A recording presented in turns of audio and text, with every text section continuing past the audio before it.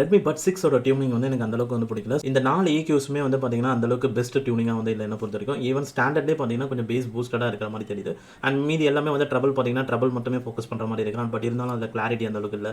Base வந்து ஃபுல்லா ரொம்ப ஓவர் பேஸியா வந்து இருக்கு. இதனால மத்த ஃப்ரீக்வன்சி அஃபெக்ட் ஆகுது. ஸோ ஒவ்வொன்னும் செட் பண்ணும்போது அந்த ஒரு பார்ட் ஆஃப் ஃப்ரீக்வன்சியை மட்டுமே எம்பசைஸ் பண்ண மாதிரி இருக்கு. மத்த ஃப்ரீக்வன்சி எல்லாமே ரொம்பவே அஃபெக்ட் ஆகுது. ஸோ கஸ்டம் EQல இதுல -6 டெசிபல் இருந்து +6 டெசிபல் வரைக்கும் மாத்திக்கலாம். ஸோ ஃபர்ஸ்ட்லி நான் இதுல ஃபீல் பண்ணது என்னன்னா, பேஸ் ரொம்ப ஓவரா இருக்கிற மாதிரி தெரிஞ்சது. அதனால பேஸோட செக்ஷன் 85ல இருந்து 150, 300 இது எல்லாமே நல்லா கொஞ்சம் கம்மி பண்ணிடுங்க.